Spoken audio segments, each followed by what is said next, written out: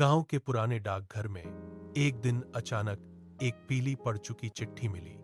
उस पर तारीख थी 1956। लेकिन हैरानी की बात यह थी कि चिट्ठी आज ही पहुंची थी। डाकिया ने जब उसे उठाया तो देखा कि उस पर लिखा था, जिसे यह मिले वह सच जानने के लिए तैयार रहे। यह रहस्यमयी संदेश गांव के लड़के विवेक के हाथ लगा। विवेक ने चिट्ठी खोली तो उसमें लिखा था, तालाब के किनारे पुरानी नीम के पेड़ के नीचे सच दबा है। यह पढ़कर उसका दिल जोर जोर से धड़कने लगा।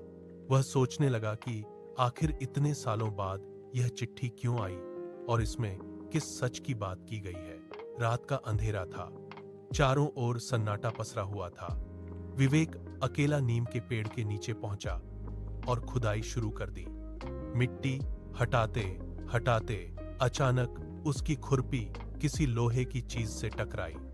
उसने मिट्टी साफ की तो एक पुराना लोहे का डिब्बा निकला। डिब्बा खोलते ही उसमें एक पुरानी डायरी मिली। डायरी के पन्ने पीले पड़ चुके थे, लेकिन उस पर लिखे शब्द साफ दिखाई दे रहे थे। उसमें लिखा था कि गांव में कभी एक खजाना छुपाया गया था, लेकिन उससे भी बड़ा रहस्य यह था कि उस खजाने की रक्षा करने वाला कोई अब भी जिंदा है और वह कभी किसी को इसे हासिल नहीं करने देगा। विवेक डायरी पढ़ ही रहा था कि अचानक पीछे से कदमों की आहट सुनाई दी। वह घबराकर मुड़ा तो देखा कि एक बुजुर्ग व्यक्ति खड़ा है।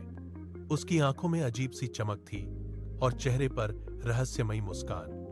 वह धीरे से बोला, तुमने सच ढूंढ लिया, लेकिन क्या तुम उसे संभाल पाओगे? विवेक के हाथ से डायरी गिर गई। उसके मन में हजारों सवाल उठने लगे। यह बुजुर्ग कौन है? क्या वही खजाने का रक्षक है? और आखिर इस खजाने में ऐसा क्या है जिसे छुपाने के लिए आधी सदी से रहस्य बनाया गया है?